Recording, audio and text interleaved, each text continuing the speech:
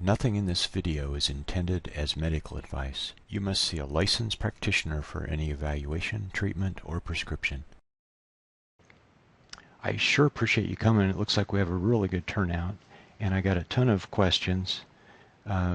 Here's some of them. Let me make this a little larger. Now, not everybody probably can see this. Some of you probably called in on the phone.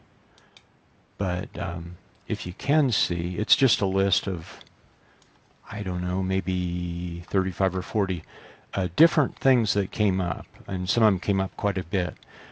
For instance, a lot of people asked about nearsightedness. A lot of people asked about reading glasses. A ton of people asked about cataracts, including like, it was funny, one person said, I just turned 64 and I have early cataracts. Another person said, I just turned 65 and I have cataracts. So the magic ages. So cataract, and just kind of jumping through here a little bit, one person even asked about eye color change, which, boy, I've heard various stories that could be due to diet or all sorts of things.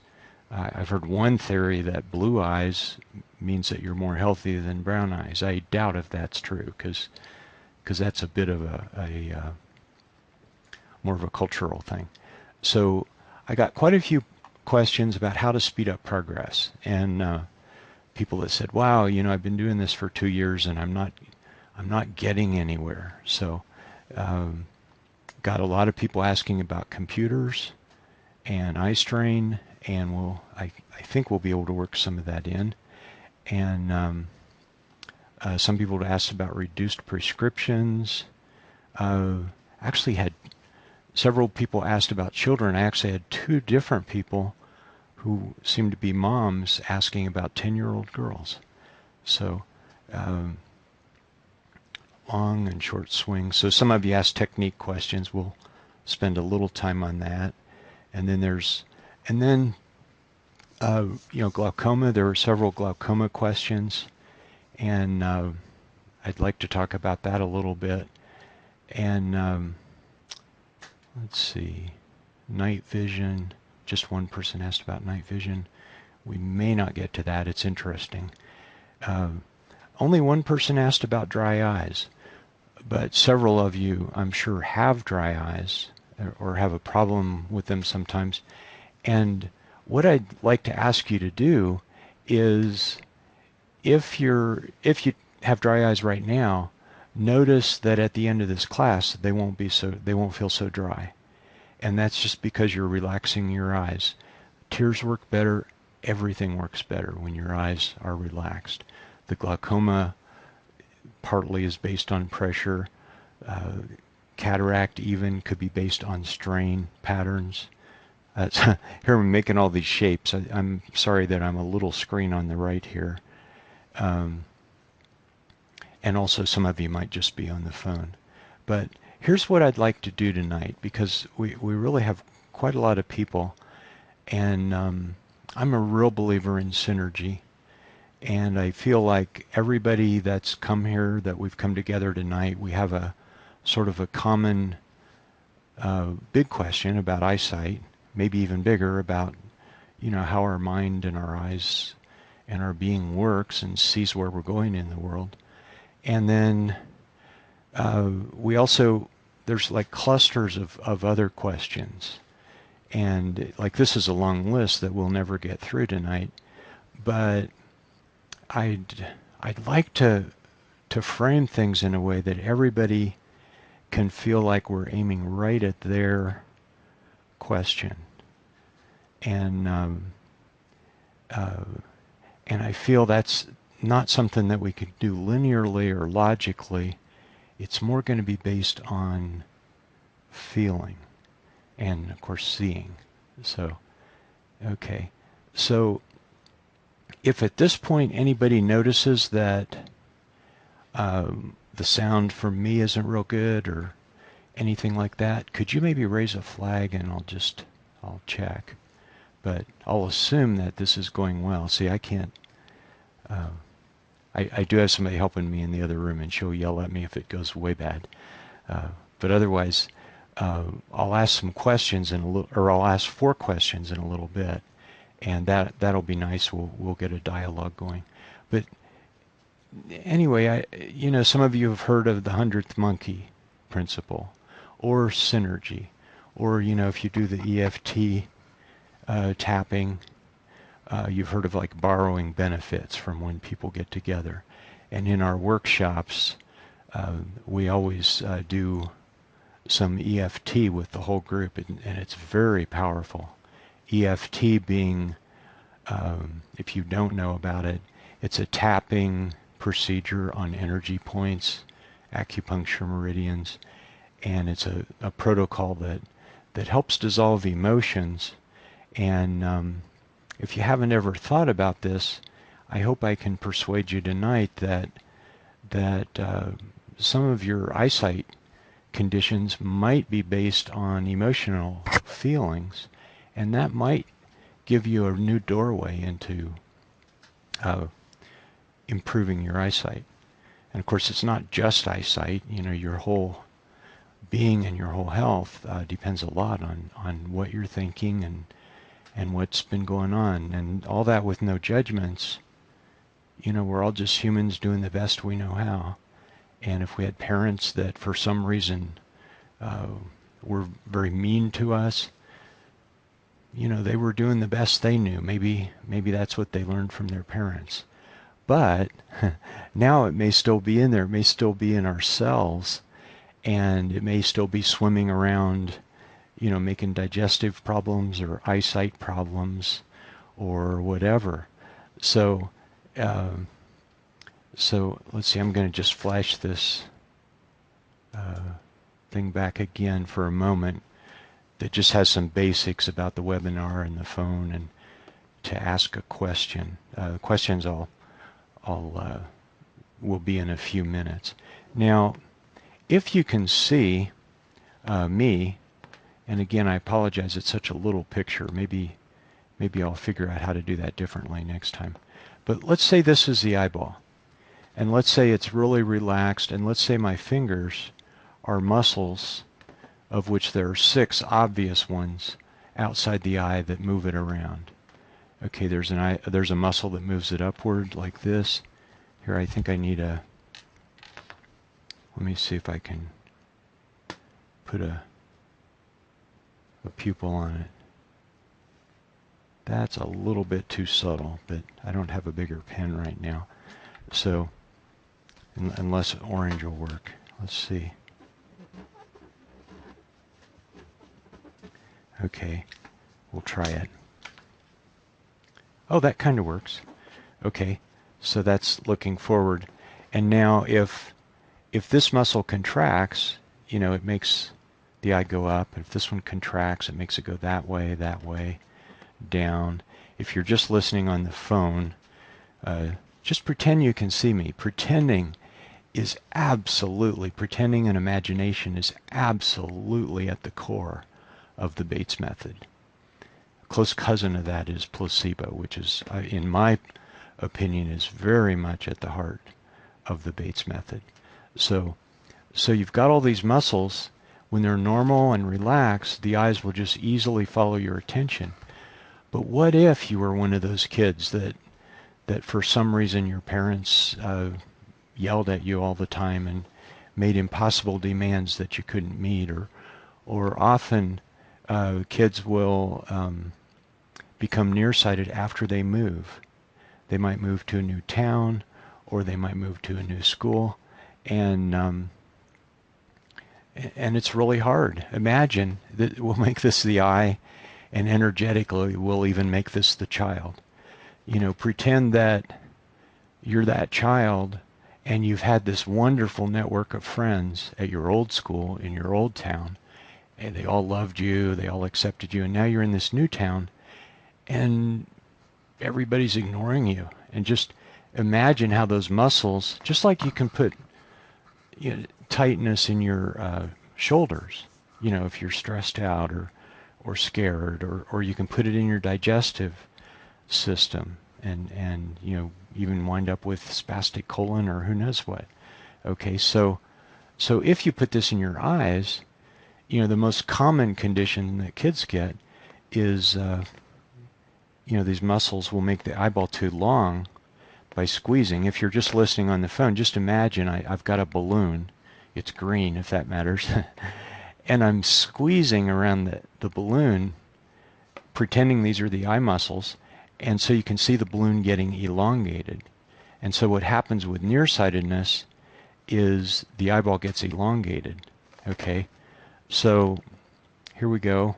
The eyeball's got elongated, and and the focal length is all wrong, and then that's why we wind up getting that loop with glasses. Okay, another thing that happens to some children is they may get some kind of a strabismus, which means an eye is actually looking in the wrong way. And most of you, if you have a child or know one that has that situation, they're usually pretty self-conscious about it, which unfortunately feeds the fire. But one thing most people do notice about their children or about themselves is that if their eyes have times when they line up, it tends to be when they're more relaxed. Okay, so the Bates method is so helpful for that, because it's like you're taking relaxation, you're aiming it into your eyes, and you're training them through, you know, repetition and care. You're training them to be ready to work again. Okay, so now let's see. I feel like I want to get us doing a little palming. I had a lot of questions about palming, and let's see. I don't have a picture handy. I've got me, my little picture on the side here. Okay, here's how some people palm. Okay, I don't know if you can see me, but okay, go ahead and palm as best you know. Basically what it means is, usually most people do left hand first, and they put their left palm of their hand right over the left eyeball, centered. Some people slide down a little bit, but you want the palm right over the eyeball.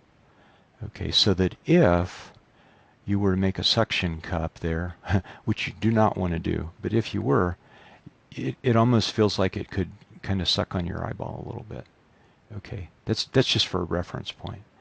Okay, and now, but you don't want to suck on it. You just want a gentle, kind, loving touch. And now I've put my right hand over my left.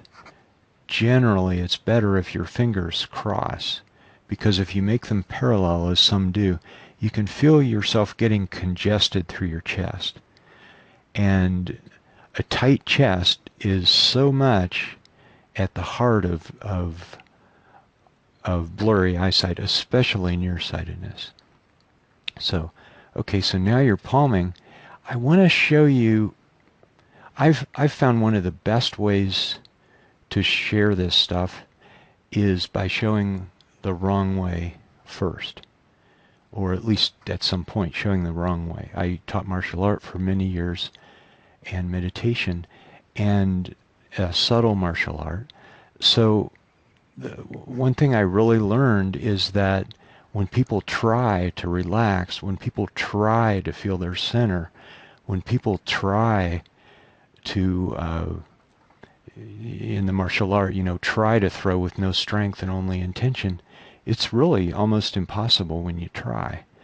So see, we can just get that out of the way right off the bat. Tighten your fingers. Okay, this is the wrong way. We're doing the wrong way. And maybe you don't want to, but I'd urge you to try it, because by doing palming the wrong way, you're showing your eyes some contrast. You aren't just saying, relax eyes, relax eyes, relax eyes. You're giving them a boundary and a border to push off of. So tighten your fingers, which also tightens your hands, tightens your arms, tightens your shoulders, tightens your chest, and it even kind of keeps you from breathing. Okay, And I've really met quite a lot of people that have palmed for years. They've done Bates palming for years. And when I finally have a chance to, they come by my office or something, and I have a chance to sit down with them, they may have their fingers really tight like this. Also, the word cupping has kind of creeped in. We might have even used it once in one of our booklets. But if you want to do cupping, realize that you don't want to like, here, okay, try this. We're still palming, and now you have this idea, oh, I want to cup my hands. But do you see if you cup them very much, it's just a big strain. Your hands are tight, your shoulders are tight, your elbows are tight. Okay, so these are some wrong ways. Okay, and it's like meditation. You know, some people meditate in a really stiff or awkward way for 20 years, and it's certainly somewhat helpful, but not nearly so helpful as if you can really follow a path of ease. What you really want in palming is a sense of ease. Okay, and now if you're new to palming, or if you've done it a long time and just want to have a fresh look at it, here's a couple of basics. Palming. Okay, a good way is sitting down at a table, or if you're at a couch, you might borrow the cushion next to you and get a little loft. And then when you lean down to rest your elbows, rest them, well, bend from your hips. Okay? See, do this the wrong way too.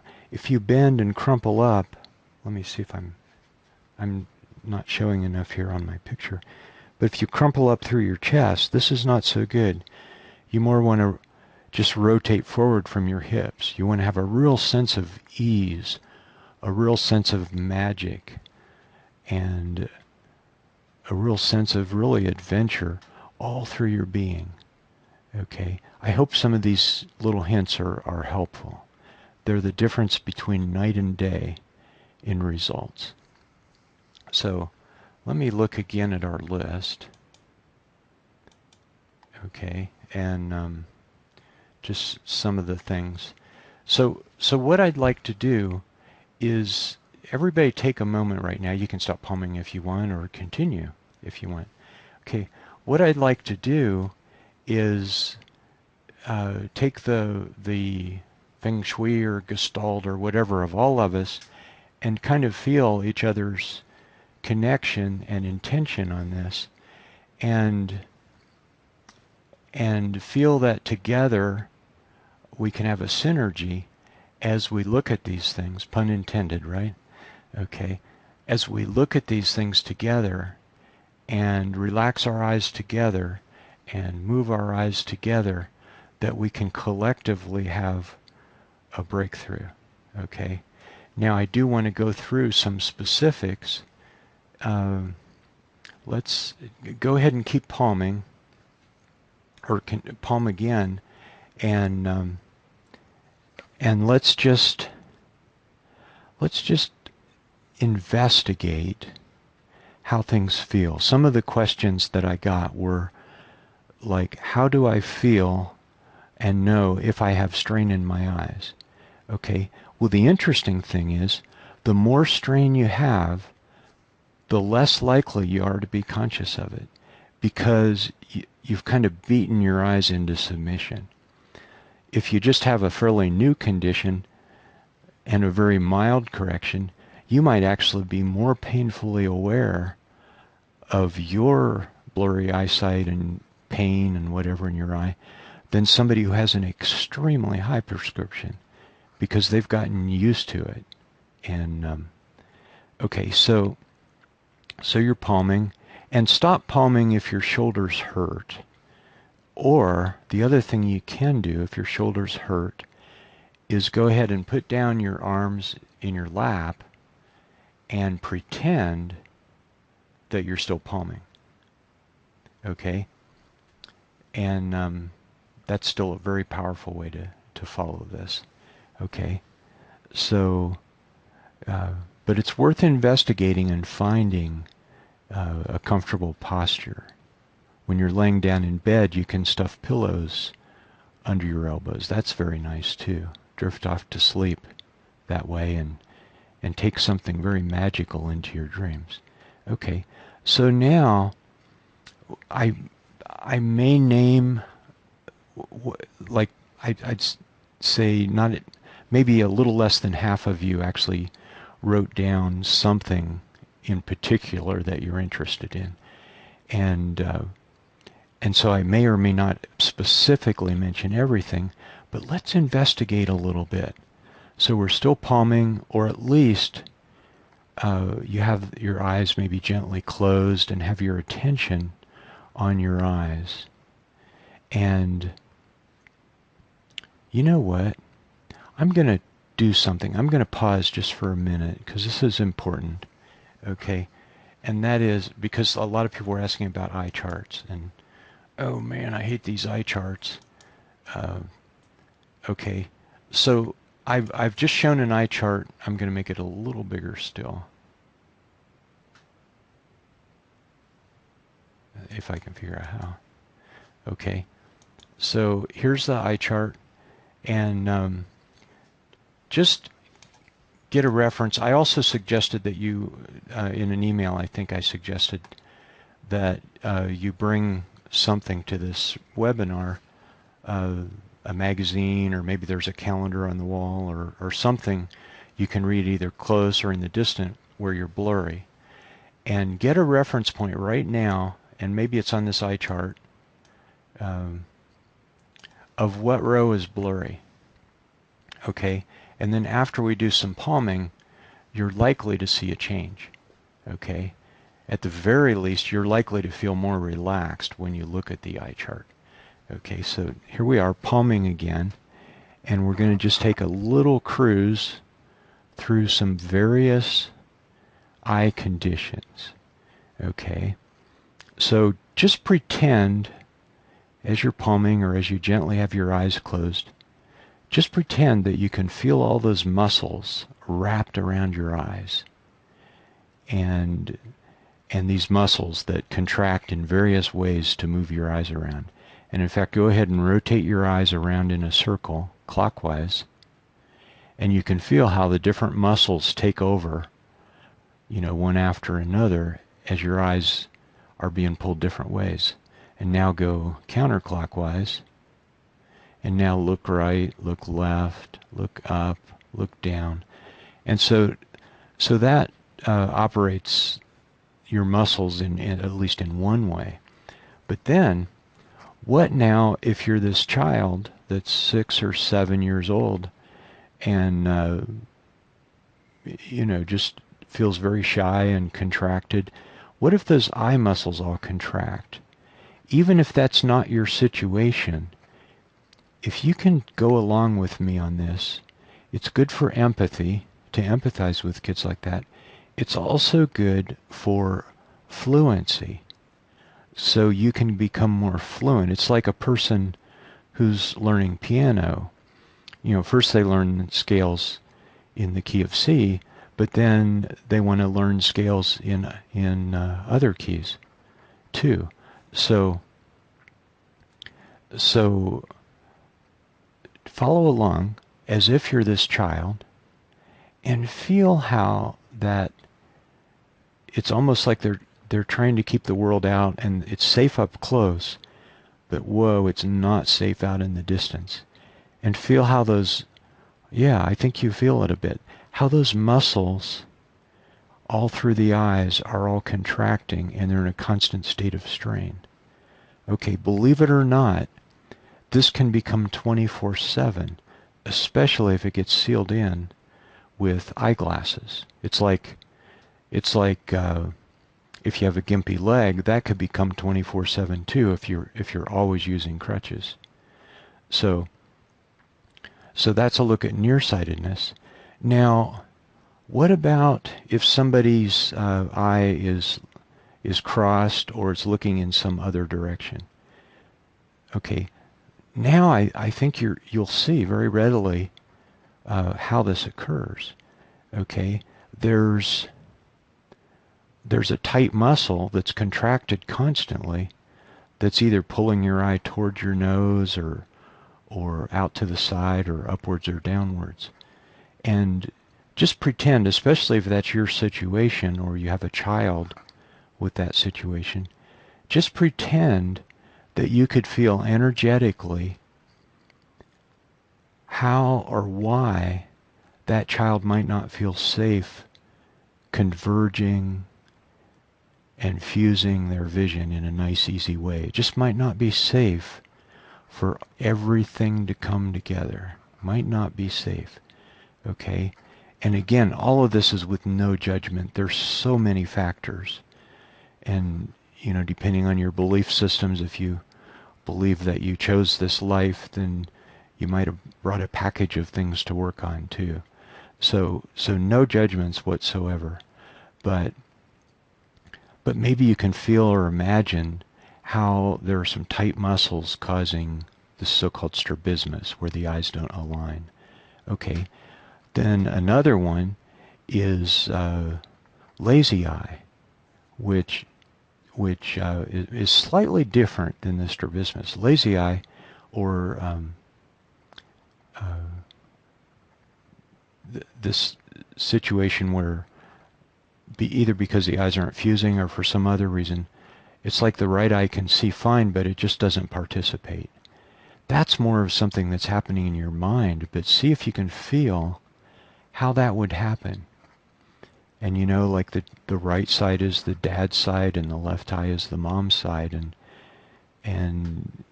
in a way this sounds so trite, but it can actually be very, very interesting. Okay, so sometimes if the child is a little more scared of mom or dad, that might be the eye they're having troubles with. Okay, so now what about astigmatism? Well, astigmatism, again, is those muscles, and here I'll stop palming for a moment if you like, and you can kind of notice, even just from palming, you might see more clearly, or the letters might be more black, which is really a good thing, or you might just find that as you go back and forth and do what we call shifting and moving around and sketching, you might find that it's just a little easier to do that and to enjoy doing that. Okay, so here's my little demonstration of astigmatism. Okay, so the muscles somewhat symmetrically might strain for nearsightedness, or a more rare condition for some children get farsighted instead, where this is too short. And this is really different than reading glasses, okay, which are as an adult. Farsightedness, maybe 1 out of 8 kids that wears glasses will be farsighted, and the eyeball will be too short. Okay, well, these same muscles that are making these things happen might get all twisted around like that and be fighting each other. And now maybe you can feel how the cornea, the front of the eye, might get all torqued around.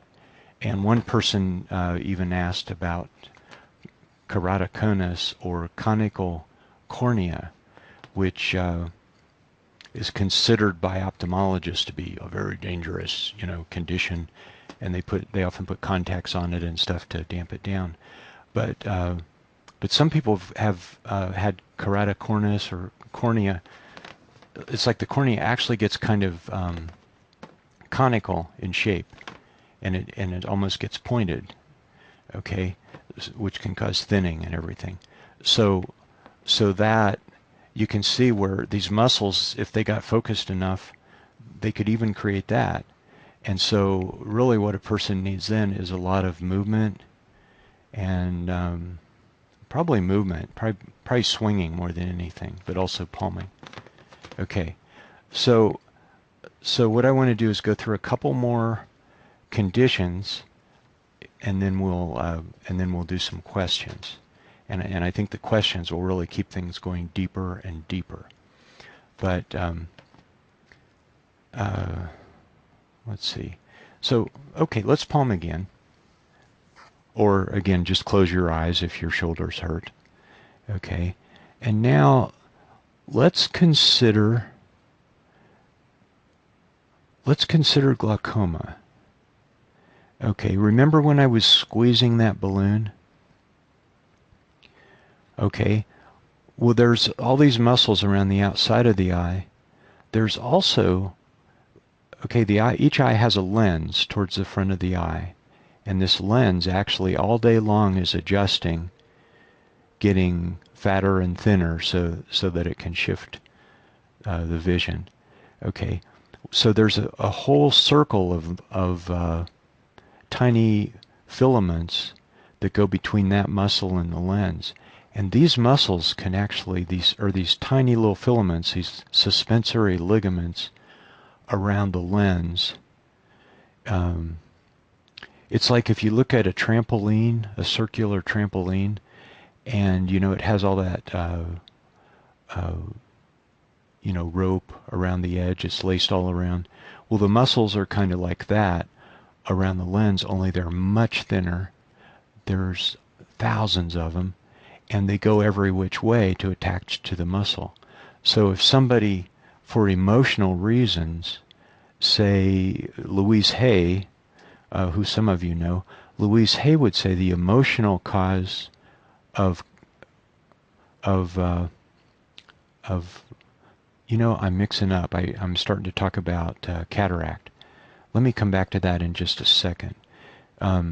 Louise Hay would say about glaucoma that it's stony, hard unforgiveness. That somebody's been done wrong and they just can't let go of it. So this is maybe this is time to forgive. And then the way it happens in the eyeball is between the back of the eyeball and the front of the eyeball, there's a little passageway that relieves the pressure. And again, you can imagine when the eyeball gets squeezed. In fact, here I'm going to show this again. Keep palming if you want. But as the eyeball is getting all squeezed around, you can feel how those little tiny passageways are going to get stuck. They're going to get clogged. They're going to get just squished like a garden hose. So the pressure can't balance. Okay? So now you're thinking, wait a minute, I want to stay away from reading glasses. Why is Greg dragging me through all this? But again, I'd say the fluency. If you can imagine and feel these things, you're going to become more and more aware of your eyes. Okay? So now palming is really, really helpful for glaucoma. And maybe you can feel why now. Because as you palm, all those muscles are surrounded. You can feel relaxation almost sort of coming in waves from your hands, and you might even say from your heart. It's like this pump. You're circulating love and relaxation around and all through your eyes. So these muscles now are all letting go, and you can feel the glaucoma, the pressure letting go. I've seen some astonishing changes very quickly with people when they combined palming with letting go of something emotionally. Okay, so I hope that makes a little sense for glaucoma. Cataract is Dr. Bates. In fact, I could give a lot of Dr. Bates anecdotes here, but Dr. Bates originally only thought he could help nearsightedness. But at every turn, he found that his principles worked for virtually anything to do with eyes. And it's kind of like holistic health. Keep palming if you want. I'll play with my balloon here a little bit. But so the whole premise of holistic health is that the body can return to normal if you get out of its way. Okay, well, see, these tight muscles are in the way. Okay, so as you're palming, you can feel those muscles melting, relaxing. Okay, and so now you can feel uh, those same little filaments that I was talking about when we were talking about glaucoma. Now for cataract, what if those all got twisted around, okay, and torqued the lens? Well, the lens of the eye, it's like an onion. It has all these layers, and incredibly, all these layers of the lens slip and slide over each other as the lens gets thinner and thicker. Okay, so the lens of the eye is just astonishing. How does it even work? How can it do that and stay clear? Okay, but the problem is now if all these little muscles, due to thought patterns, get all twisted around, can you feel, pretend you can feel in your lens how it's going to get torqued, and then now all the deposits and everything that the eye doctor talks about, now you can see how they start happening. Okay, Dr. Bates sometimes found people that could spontaneously let go of a cataract with the right suggestion. He used a lot of really nice talk to, like, you're down by the stream and the water, the babbling brook, life is good, it's the perfect day, you can feel a slight breeze on your cheek. Feel how nice that is to put yourself there? Okay, and that helped the palming go even deeper. Okay, so let's look back at our, keep palming if you like, but every time you come up for air, just kind of blink. In fact, everybody open your eyes and kind of blink your eyes and notice if they don't feel kind of relaxed.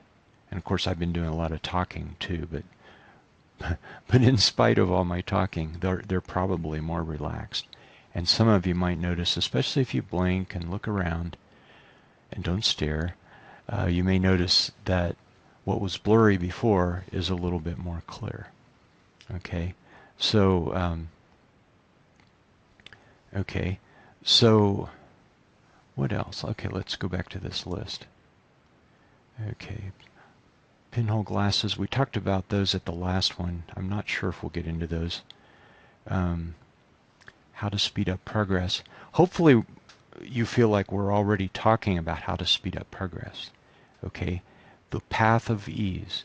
If you're doing this palming and you're keeping score and going, like, okay, I did my 40 push-ups, it's just not going to work. It's what you always want to do is you always want to have magic, and you always want to feel like you're just right at the precipice of a breakthrough. Easy to say, right? Okay, well, this is another flavor, is sometimes you have to fake it till you make it. Okay, you have to, and especially highly nearsighted people do not want to do this. It's like, I want it to be perfect and then I'll come show it to you. So especially if you're highly nearsighted, you really have to kind of fake it. You have to go, yeah, this is really working. And because the thing is, it is working, but you might be unwilling to take credit for it. Okay, and that's because the nearsighted people often are criticized a lot by their parents. Yay, I know. So hi, Mom. Okay, so pinhole glasses, eye strain, computers, floaters. Okay, palm again if you like. If you don't know what floaters are, that's great. You don't have them. Okay, but if you do have floaters, then palm again. And now just realize, the eye, there's always stuff moving through. And there's dead stuff, that's cells that are flaking off, and so they start floating through the vitreous and make little shadows, and they look like mosquitoes or something, or long stringy things. And so now I think you can imagine, now that you're doing this palming, now that you feel this relaxation, that now the vitreous, the new vitreous keeps keep moving through the eye and getting out and getting back into the bloodstream and getting removed. So the floaters can go away. Okay. The other thing is, when your eye muscles are this tight, probably your stomach muscles are tight also. Check that out. I think you'll be surprised. Okay, put some fake strain in your eyes right now. A whole bunch of fake strain. Do you see how your belly tightens up too? Okay, they're very connected. Most people, if they do have digestive problems and they start to improve their eyesight, their digestion will improve also. Okay, so the other thing is about floaters and really eye health all around is when your eyes are all squished around like we've been doing, like here's that balloon again. When your eyes are all squished around, do you feel how hard it is for those tiny blood vessels to deliver the nutrients? Can you just feel it? Because they're all squished down. Okay, same thing, we talked about with glaucoma. It's all squished down. It can't let go of the pressure. Okay? And now the same thing, moving through the floaters. It's hard for them to move through. And let's see. I want to talk about another thing that's very interesting, and then I think we should probably switch to questions. Okay? And that is that, palm again if you like. Okay, I probably should draw something here, but we'll get to that. Okay, so palm again, and now imagine some of you wrote that you've had cataract surgery, and so now you have an artificial lens in your eye. Okay, so let's all put our synergy together on behalf of people that have had this surgery. Or some of you said you've had LASIK. And will these techniques still work after LASIK? Absolutely, yes, they will. Okay, so here's something that I've learned is really important. Not just for eyes, it's for the whole body. But when you're getting a surgery, you're palming right now, everything's so blissful, but just think how freaked out your eyeballs are going to be if the doctor's starting cutting on them. The eyeballs, the cells are going to go, whoa, I didn't sign up for this, what's going on? And just like a dog, that has been hit with a newspaper, now whenever the dog sees a newspaper or that person, they're going to cringe. Okay, so what happens, I think, is after a cataract surgery, some people, they just have immediate and permanent success, but other people have side effects, double vision, whatever. And I think it's because again, here I'm holding up this green balloon. I think it's because the cells of the eyes and the muscles around it are going, what happened? Let me out of here. And so I think, and we don't have time to go so much into this, I just want to tease you a little bit, is when you do your palming, send them a lot of love. Tell them it's okay. And also tell them, you might be an artificial lens, but I love you, and I'm so glad you're here to help me. And, really make it part of your body, make it part of the team. Okay, I wanted to cover that a little bit. And, the same thing if you've had some other part, like my mom had an artificial knee, and I think I talked about that in another webinar, but, it took a long time to befriend it, and when she did, it worked a lot better. Okay, so again, just feel, there's a lot of people at this webinar right now, and just feel that we can all together have a breakthrough of relaxation, a breakthrough of enthusiasm, a breakthrough of possibility, that synergistically we're all setting some intention right now. Okay, and now I want to go ahead and do some questions. Oh, okay, we've got